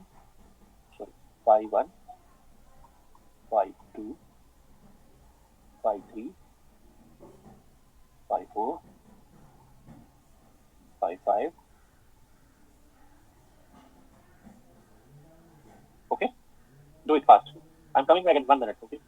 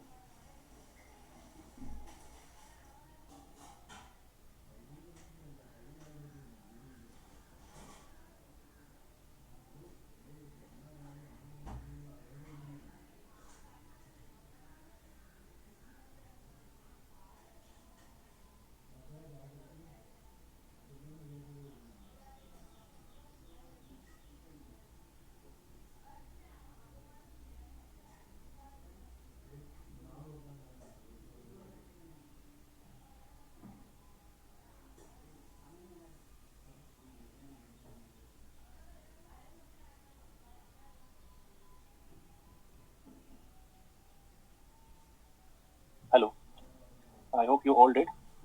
देखिए पहले तो हमें देखना होगा चार्ज पूरी तरह अंदर है इसके या नहीं। इट इज कंप्लीटली इनसाइड, पूरी तरह इनक्लोज्ड है, यस। तो आंसर क्या होता है? टोटल क्यूब से निकलने वाला flux Q by epsilon naught, पूरे क्यूब से निकलने वाला flux Q by epsilon naught हो गया, charge divided by epsilon naught. Clear? And then you need to check कि सबसे इक्वल फ्लक्स पास करेगा या कुछ फेसेस ऐसे भी हैं जिनसे कोई फ्लक्स पास नहीं करेगा। So this centre position is symmetric position. Centre position क्या है? Symmetric position.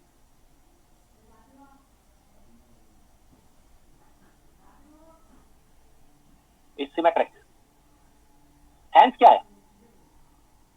Hence all faces will get same flux or different flux? Will get same flux। तो क्या आंसर होगा? कितने फेसेस से वो फ्लक्स पास करेगा? इक्वल फ्लक्स का मतलब है number of field lines crossing through each face would be same. तो कितने हिस्सों में बढ़ जाएगा वो? 6। It would be divided into 6 equal parts।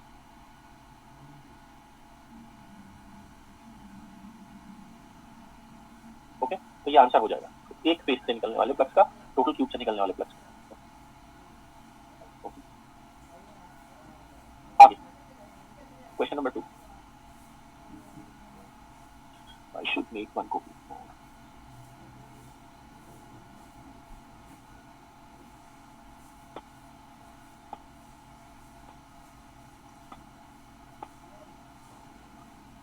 Question number 3। If I put charge on the face center position बोलते हैं इसको solid physics में, call it face center position। Face 1, 2, this must be 3, 4, 5 back, front is 6। Okay, in question number 6 we are doing like that, question number 2 we are doing like that। अब एक काम करते हैं question number 3 में इसको side centre position पर ले आते हैं। ये क्या है? जो लाइन है वो साइड है और ये उसकी सेंटर पोजीशन। तो क्या कॉल करते हैं इसको? इसको कॉल करते हैं face centre position. Face centre position language में इसको क्या बोलेंगे? It is a face centre position, side centre position, side centre position. Okay faces के नंबर दे देता हूं अगेन मैं। I give them numbers, upper 1, lower 2, 3, 4, 5, 6। Okay इसको हम क्या कहेंगे अगर हमें सिमिलर लाइंस पर इसको दिखाना हो तो? ये कौन सी पोजीशन है? ये वाली, ये बॉडी सेंटर पोजीशन।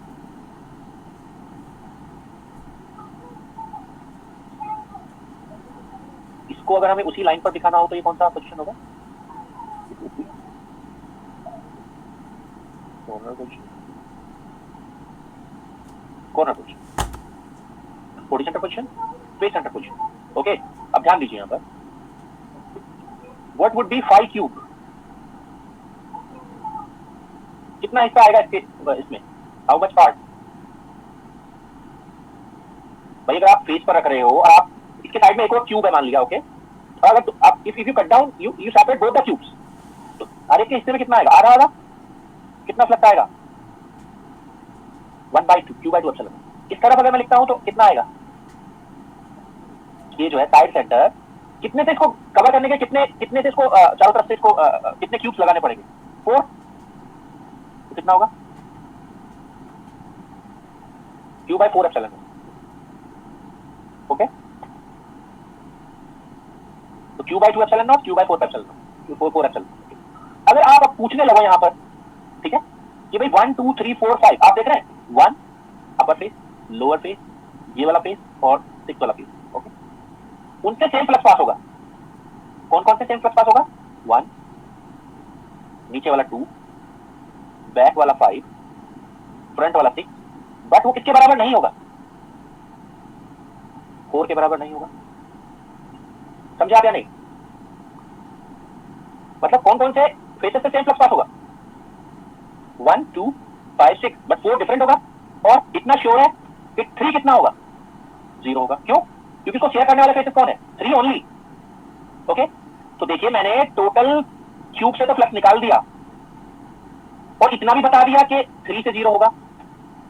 इतना भी बता दिया कि phi 1 phi 2 phi 5 phi 6 same होंगे, फाई 4 अलग होगा, बट आप उससे पूछने लगोगे अलग अलग कितने होंगे, I can not tell you, ठीक है। It is a very difficult calculation. तो ज्यादा से ज्यादा एग्जामिनर इतना ही डेटा पूछ सकता है आपसे। मैं क्यों नहीं निकाल पा रहा हूँ इसको पिछली बार की तरह? यहाँ मैंने सारे निकाल दिए, यहाँ भी मैंने सारे निकाल दिए, यहाँ मैं क्यों नहीं कर पा रहा हूँ इसको? क्योंकि ये पोजीशन सिमेट्रिक नहीं है। इतना तो मैं बता सकता हूँ कि ये बराबर होंगे और ये उनके इक्वल नहीं होगा, इससे ज्यादा मैं कुछ नहीं कर सकता। Okay, more than this I can not tell you anything. It is a haptic calculation beyond that. अभी बताइए इसमें कौन कौन 0 होंगे? वही मैं सेम सिमिलर एनालिसिस पर लगाता हूँ। 3 इसको शेयर करता है और फ्रंट इसको शेयर करता है, यानी कि 3 शेयर करता है और 6 शेयर करता है इसको, तो इनसे तो 0 है, इतना तो मुझे पता लग गया। अब कौन कौन सेम रखेंगे फ्लक्स? कौन कौन से फेसेस सेम फ्लक्स रखेंगे बताइए? कौन कौन रखेंगे? 1 रखेगा और 2 रखेगा, सेम रखेंगे। अलग अलग कितना रखेंगे ये मुझे नहीं पता, मुझे पता बस सेम रखेंगे। और बताइए और कौन सेम रखेंगे? ये वाला फेस 4 एंड पीछे वाला फेस 5, 4 5 सेम होंगे, बट वो 1 2 के बराबर नहीं होंगे। इतना ही बता सकता हूं मैं यहाँ पर, nothing else I can tell you, more than that I can not tell you, क्योंकि beyond that calculation is hectic. Okay, so I am unmuting you now, I am not teaching ahead. Okay, you can tell me your problem, बताइए। Sir question number 2 में charge third phase पे है, उसकी field lines 4 से पास करेंगी, अगर 4 से भी पास करेंगे, 1 से भी पास करेंगी, 5 से भी पास करेंगी, 6 से भी पास करेंगी। ओके, मतलब उसका खुद का फ्लक्स 0 होगा, ओके, बाकी सबसे फ्लक्स पास होगा। तो सर फ्लक्स 4 = 4x6 क्यों नहीं होगा सर? फ्लक्स 4 6 के इक्वल क्यों नहीं होगा? 5 के इक्वल मतलब क्यों नहीं होगा आप ये कह रहे हैं? हाँ सर। क्योंकि देखो, आप देखो इसकी जब फील्ड लाइन जाएंगी तो आप समझो बात को, जब इसकी फील्ड लाइन जाएंगी यहाँ से तो कैसे जाएंगी? देखो इसकी फील्ड लाइन कैसे जाएंगी, मतलब रेडियल आउटवर्ड में टेंजेंशियली जा रहा ना, है ना, ऐसे जाएंगी, ऐसे करेंगे। तो वो 4 नंबर को सीधे क्रॉस करेंगी ज्यादा या 5 नंबर को ज्यादा सीधे क्रॉस करेंगी? आप मुझे बताइए। 4 को सर 4 को ज्यादा सीधे क्रॉस करेगी, मतलब एंगल भी तो देखना है ना हमें। फ्लक्स किन किन बातों पर डिपेंड करता है? Tell me. फ्लक्स को अगर देखा जाए, फ्लक्स को अगर देखा, ओपन सरफेस वाले फ्लक्स को देखा जाए ना, अगर ओपन सरफेस वाले को, एक मिनट मैं म्यूट कर देता हूँ। हाँ, तो what I am saying is कि फ्लक्स ओपन सरफेस वाला, क्लोज वाला नहीं, आई am not talking about this, I am talking about this. इसमें क्या मैं चार्ज को ला सकता हूँ? नहीं ला सकता, क्लोज वाले में चार्ज को ला सकता हूँ। तो आप देख रहे हैं ये किन किन बातों पर डिपेंड करता है फ्लक्स? यहाँ पर ओपन सरफेस का फ्लक्स जो होता है वो डिपेंड करता है इलेक्ट्रिक फील्ड की स्ट्रेंथ पर, एरिया की वैल्यू पर, बड़ा है या छोटा है, और उनके बीच के एंगल पर। Hello sir. एक minute, let me explain please. हाँ, ओके, तो यहाँ पर आप क्या देखते हैं? 3 चीजों पर डिपेंड कर रहा है। तो यहाँ पर जो फील्ड लाइंस हैं, ठीक है, क्या वो सेम एंगल पर कट करेगी 4 को और 5 को? नो सर, 4 में ज्यादा सीधे जाएंगी, ओके। 5 एंड 6 क्या है, ठीक है, उनमें इतना ज्यादा सीधे कट नहीं करेगी वो, ओके। एरिया सबका सेम है या नहीं? 4 का एरिया और 5 का एरिया है, 6 का एरिया सेम, ओके। यस बस 2 चीजें बदल जाएंगी उसमें, क्या क्या? एक तो फील्ड का स्ट्रेंथ, क्योंकि पॉइंट चार्ज का फील्ड कैसे रिएक्ट करता है? जो पॉइंट चार्ज है इसका फील्ड यूनिफॉर्म होता है, नॉन यूनिफॉर्म? पॉइंट चार्ज का जो फील्ड होता है यूनिफॉर्म कैसे होता है भाई? बहुत सारे लोग यूनिफॉर्म आंसर दे रहे हो। Is this uniform? Non uniform sir, r dependent है ना? Okay sir. ये यूनिफॉर्म है, non uniform? Non non uniform है। नॉन यूनिफॉर्म का मतलब है जैसे जैसे आप स्पेस में आगे या पीछे जाओगे तो उसकी वैल्यू बदलेगी, ओके। सब जगह सेम फील्ड नहीं है, ओके। तो क्या होगा? कौन सा फेस ज्यादा दूर लगा है आपको बताइए? 4 ज्यादा दूर है, फोर्थ वाला सर, है ना? तो 4 तक जाते जाते क्या होगा? पी की स्ट्रेंथ थोड़ा कम हो जाएगी, ठीक है, और एंगल जो है, ठीक है, वो मतलब ज्यादा 0 की तरफ इंक्लाइंड होगा, ओके। तो उस तरीके से देखा जाए तो क्या है, 4 5 और 6 से फ्लक्स अलग पास होगा, मतलब 5 और 6 आपस में बराबर होंगे, okay, but they will be different from that. और बताइए सर, अगर क्यूब के अंदर, अगर तो फिर हम चार्ज को अगर सेंटर में ना रखकर क्यूब के अंदर और कहीं पर रखें तो उसका नेट फ्लक्स तो क्यूब एप्सिलॉन नॉट होगा, लेकिन पाई 1 पाई 2 फिर सेम तो नहीं होंगे? यस, बिल्कुल सही बात है। मतलब अगर आप क्या कर रहे हैं, जैसे सेंटर से थोड़ा सा भी खिसका दिया आपने, ठीक है, सेंटर से थोड़ा भी डिस्प्लेस कर दिया, तो 5 क्यूब तो आप हमेशा निकाल सकते हो, that you can always calculate, but flux जो है ना फेसेस से वो अनइक्वल हो जाएगा, फेसेस से नहीं निकाल पाओगे आप, ओके। होल क्यूब का तो सेम रहेगा सर। हाँ, क्यूब का सेम रहेगा। आपको इस क्वेश्चन में आप क्यूब निकाल सकते हो, 5 क्यूब, यहाँ भी आप 5 क्यूब निकाल सकते हो, अलग अलग से नहीं पूछेगा, ओके। तो फिर सर वैसे केस में हम कैसे निकाल, जैसे कि आपने यहाँ पे भी लिखा है E phi ds q by epsilon naught, तो आपने बोला कि अगर E सेम है, एंटायर सरफेस पे यूनिफॉर्म है तो ही हम लोग निकाल सकते हैं। सर अगर नहीं हुआ तो उसके लिए क्या कर सकते हैं सर? उसके लिए आपको फील्ड लेना होगा, ये आप समझिए बात। ये फील्ड लेना होगा, कितना होता है फील्ड? ये होता है अगर निकालना है आपको तो बता रहा हूँ मैं। ओके, वैसे इस तरह का क्वेश्चन नहीं पूछेगा क्योंकि दोनों की सिमेट्री अलग है। सिमेट्री अलग क्यों है? Can you understand the symmetry? Symmetry of point charge क्या है? स्फेरिकल सिमेट्री है या कार्टेशियन सिमेट्री है या सिलिंड्रिकल सिमेट्री? बोलो पॉइंट चार्ज। स्फेरिकल सिमेट्री है। ओके, जबकि ये कौन सी कैटेगरी में फॉल करेगा? क्यों? कार्टेशियन सिमेट्री में। तो सरफेस की सिमेट्री और फील्ड की सिमेट्री अलग अलग है। बात समझिए मेरी, मैं क्या कह रहा हूँ। सरफेस की सिमेट्री और फील्ड की सिमेट्री अलग अलग है। जब ऐसे क्वेश्चन होते हैं तो क्वेश्चन बहुत डिफिकल्ट हो जाते हैं। ओके, ठीक है। तो उस केस में आप कैसे करोगे? How you can do that? उसको करने के लिए आपको क्या करना पड़ेगा? आपको एक रिगरस इंटीग्रल परफॉर्म करना पड़ेगा। ये वाला परफॉर्म करना पड़ेगा आपको। कौन से फील्ड के ऊपर? इस वाले फील्ड के ऊपर। ये फील्ड हो गया आपका यहाँ, एंगल को आप वेरिएबल ले लोगे। ओके, थीटा को। ओके, एंड इसको क्या लोगे? एरिया एलिमेंट को। एरिया एलिमेंट किसका वाला लोगे? थीटा के अकॉर्डिंग से, ठीक है ना? इसको एरिया एलिमेंट ले लोगे। तो आपको क्या करना पड़ेगा? या तो इस वाले फील्ड को आपको कौन सी सिमेट्री में लाना पड़ेगा? कार्टेशियन सिमेट्री में, क्योंकि ये स्फेरिकल सिमेट्री के अकॉर्डिंग है। तो ठीक है, है ना? तो ऐसे इंटीग्रल बहुत डिफिकल्ट होते हैं। Okay, so don't go into that much detail. Okay, we don't require it. Sir वो फर्स्ट स्लाइड के फॉर्मूले में आई थिंक ओपी कैप होना चाहिए ना? हाँ वेक्टर की जगह। हाँ, क्या भी है उसमें? कैप लगा सकते हो, मतलब ये आ कैप लगा दिया मैंने यहाँ पर। सर उसमें हम लोग सर एरिया के लिए आर डी थीटा एलिमेंट तो ले सकते हैं ना सर? इसके लिए सर नॉन यूनिफॉर्म अगर होगा तो आपने जैसे बोला कि आप वेरिएबल लेंगे एरिया को, जो डी आर स्क्वायर की डी एस को सर आर डी थीटा तो ले सकते हैं ना सर? बिट ऐसा है, देखिए समझिए बात को, ट्राई टू अंडरस्टैंड। आप ना उसकी सिमेट्री के आधार पर उसका वो लेते हैं। नहीं सर, अगर आप वेरिएबल है, अगर मतलब यूनिफॉर्म नहीं है तो थीटा के अनुसार तो वो वेरी करेगा ना सर। स्मॉल थीटा के अनुसार आप उसका एरिया वेरी करेगा। तो हाँ, तो आप ना इस थीटा को बदल सकते हो ना। You can change that theta into r and x y and z ना। तो इसमें कौन सा वाला यूज करोगे आप मुझे बताओ। X y z integral use करोगे ना आप। ये ऐसा सिमेट्री है देखो। अगर स्फीयर होता तो सर? स्फीयर होता तब तो बड़ा आसान था, तब तो कोई दिक्कत ही नहीं थी। स्फीयर के क्वेश्चन हम देखेंगे आगे। ओके, क्योंकि ओके सर। तब क्या है, इलेक्ट्रिक फील्ड लाइन की सिमेट्री यानी कि पॉइंट चार्ज की सिमेट्री और इसकी सिमेट्री बड़ा मतलब सेम होती, तब तो कोई दिक्कत नहीं। जी सर। बट ऐसे क्वेश्चन में दिक्कत है। तो इसलिए एग्जामिनर इतना, देखिए क्वेश्चन जब आता है एग्जाम में तो इस तरह नहीं आता है कि आप एक रेगुलर वो परफॉर्म करें। सिर्फ अंडरस्टैंडिंग का क्वेश्चन है। ज्यादा ज्यादा क्या आएगा? ज्यादा ज्यादा क्यों पूछ लेगा आपसे। ओके, इसमें भी ज्यादा ज्यादा क्यों पूछ लेगा, क्योंकि सिमेट्रिक पोजीशंस नहीं है। यहाँ में क्या है? यहाँ में सारे पूछ सकता है, यहाँ में भी सारे पूछ सकता है, क्योंकि सिमेट्रिक पोजीशंस होते हैं। Okay sir, thank you sir. Question second की स्लाइड इसके पहले वाली। सर सर ये क्वेश्चन पे 5 3 और 5 6 कैसे शुरू हुई? एक बार यहाँ कौन सा वाला? Which question? 3 और 5 6 कैसे शुरू हुई? ये वाला। जी सर। मैंने कहा था ना कि जो भी फेसेस शेयर कर रहे होंगे ना चार्ट को, कौन कौन फेसेस शेयर कर रहे हैं इस चार्ट को?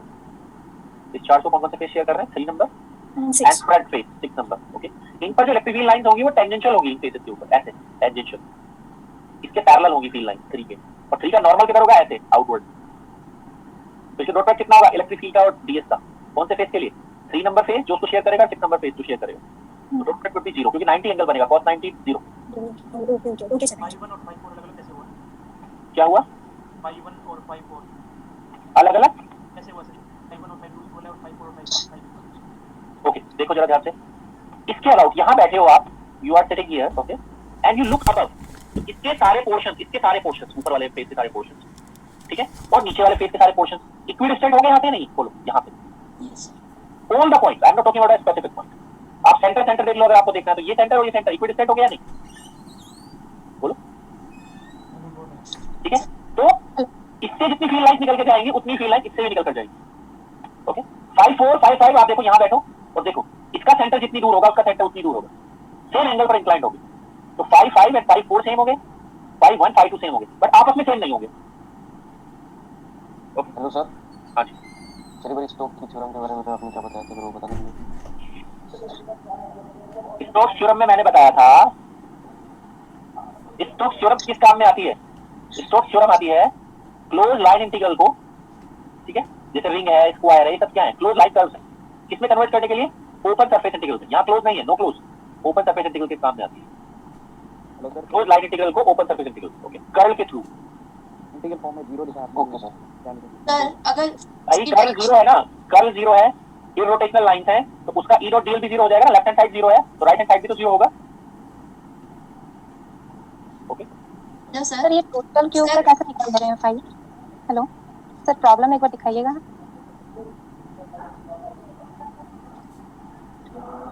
हाँ सर, इसमें जैसे ये फेस सेंटर में टोटल q by 2 एप्सिलॉन 0, ये कॉर्नर बनाने से q by एप्सिलॉन 0, टोटल कैसे निकाल देना है डायरेक्ट? टोटल तो निकालने का तरीका ये है, टोटल मतलब फ्लक्स टोटल क्या होता है किसी भी क्लोज सरफेस से निकलने वाला? Charge enclosed by epsilon not. तो कितना चार्ज एनक्लोज्ड है इस कॉर्नर पोजीशन में, कितना चार्ज इसके अंदर आया वो समझाया था मैंने यहाँ पर, कितना हिस्सा आ रहा है चार्ज का? Okay sir. 1/8। इसमें कितना हिस्सा आ रहा है? Full q by epsilon naught, full आ रहा है ना? जी सर। इसमें कितना हिस्सा आ रहा है चार्ज का? Half q by 2 epsilon naught. इसमें कितना हिस्सा आ रहा है?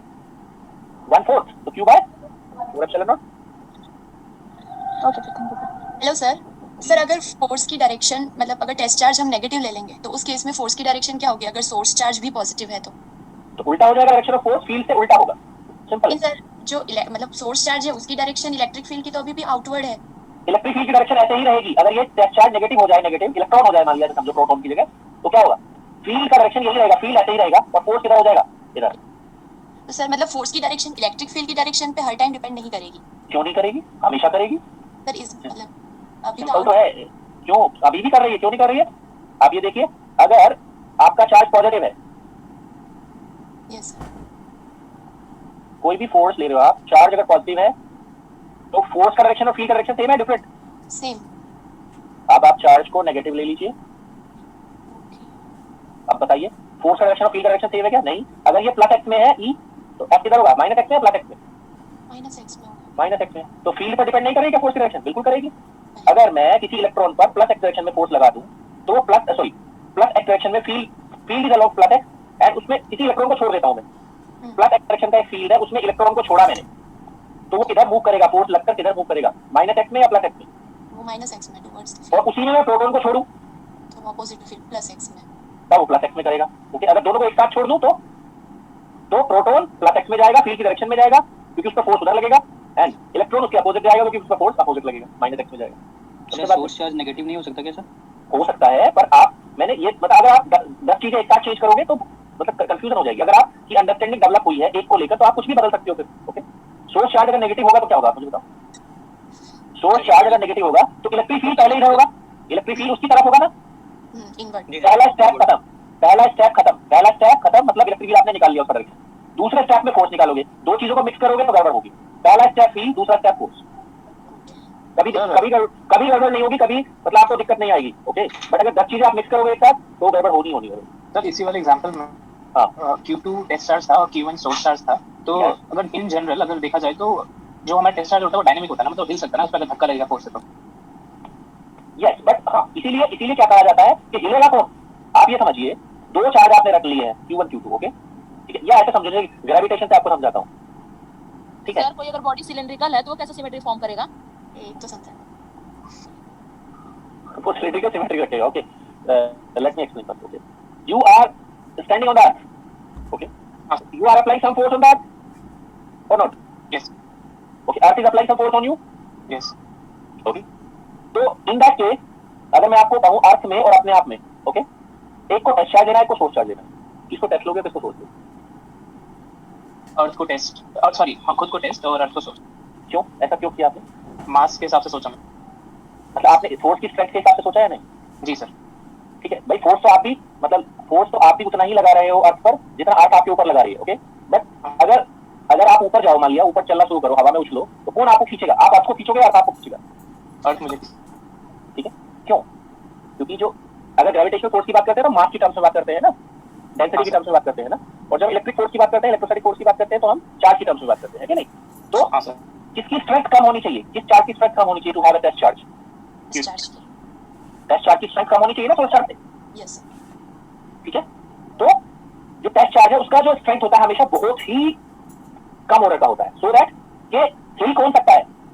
मतलब जब हम उछलेंगे ऊपर तो अर्थ हमारी वजह से ऊपर खींचेगा या हम अर्थ की वजह से नीचे खींचेंगे, उसको देखेंगे। तो क्या होगा? ये Q1 माना जाएगा क्या? स्टेशनरी या मूवेबल? स्टेशनरी। और ये क्या मान सकते हैं इसको? It could be dynamical, it could be movable, but it should be stationary. ठीक है सर एक सॉलिड के अंदर पूछना था डाउट। Hello sir. हाँ बताओ। सर क्वेश्चन ऐसा था कि मतलब कोई ए बी सी 3 टाइप्स के एटम्स है, जो कि जिसमें से ए टाइप का एटम तो एफसीसी फॉर्म कर रहा है और बी और सी टाइप जो है वो ऑक्टाहेड्रल और टेट्राहेड्रल वॉइड्स के अंदर है।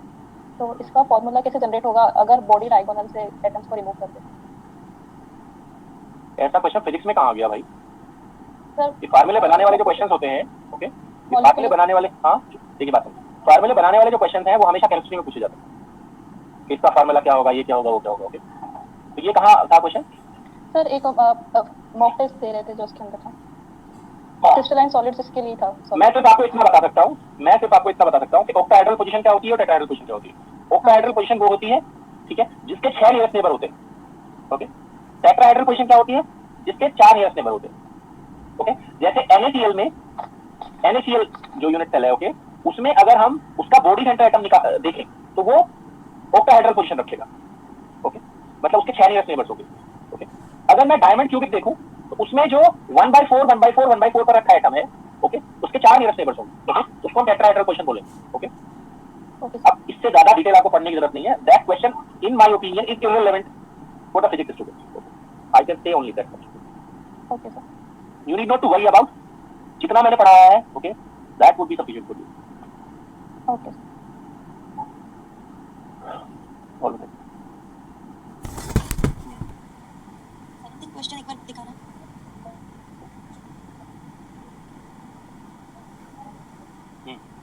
हाँ, सर इसमें भी तो जो फोर्थ वाला जो फेस हमने लिया सरफेस वो क्यू से दूर ही है, तो लास्ट वाले क्वेश्चन में हमने किया वैसा इसमें क्यों नहीं किया? Q4 is not equal to Q1 and Q2, sorry phi1 and phi2।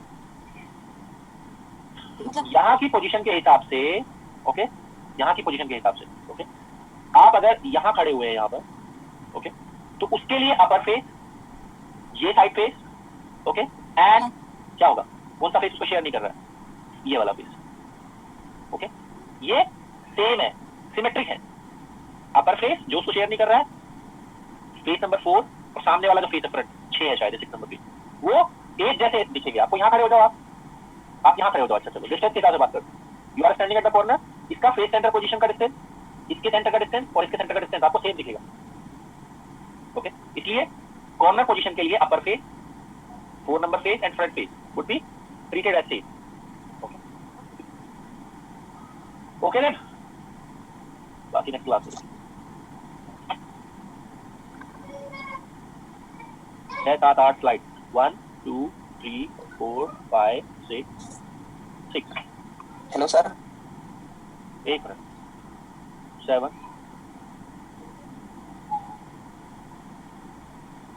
8। हाँ बताओ।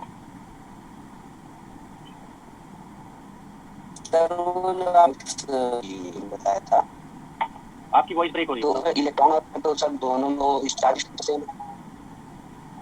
हेलो, आपकी वॉइस ब्रेक हो रही है। हेलो हेलो हेलो, हाँ बताओ क्या करें। सर जो आपने स्टैटिक और डायनामिक का कॉन्सेप्ट बताया था, तो उसमें सर अगर इलेक्ट्रॉन और प्रोटॉन होते हैं तो सर तो चार्ज स्ट्रेंथ तो सेम होगी। तो उनको आपस में सोर्स एंड टेस्ट थोड़ी बता रहा हूँ मैं दोनों के टेस्ट ले रहा हूँ ना। ओके सर, सोर्स कोई और है, ओके। मैं कह रहा हूँ अगर सोर्स के कोई फील्ड एक्सट्रैक्शन में एग्जिस्ट कर रहा है तो उसमें एक इलेक्ट्रॉन को छोड़ा जाए, एक प्रोटॉन को छोड़ा जाए, तो दोनों अलग अलग डायरेक्शन में मूव करेंगे ना, दोनों ही टेस्ट चार्ज की तरह ट्रीट हो रहे हैं, ओके। ओके सर, तो वहाँ पर सर सोर्स चार्ज की जैसे नहीं कर रहा है। सोर्स चार्ज तो कोई और होगा ना जिसका फील्ड होगा वो, ओके सर।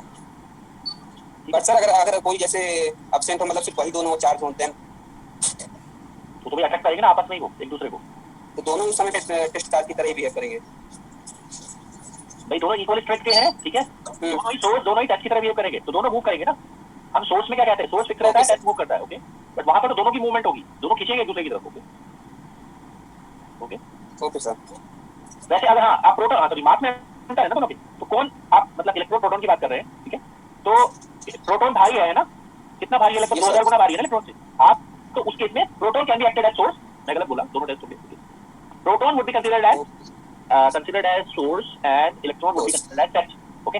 जैसे उसमें नहीं होता एटम में नहीं होता है ना, एटम में क्या होता है, एटम में न्यूक्लियस पर प्रोटॉन रहते हैं, ओके, एंड इलेक्ट्रॉन उसके सराउंड में वो करते हैं, रिवॉल्व करते हैं, ओके। Yes sir.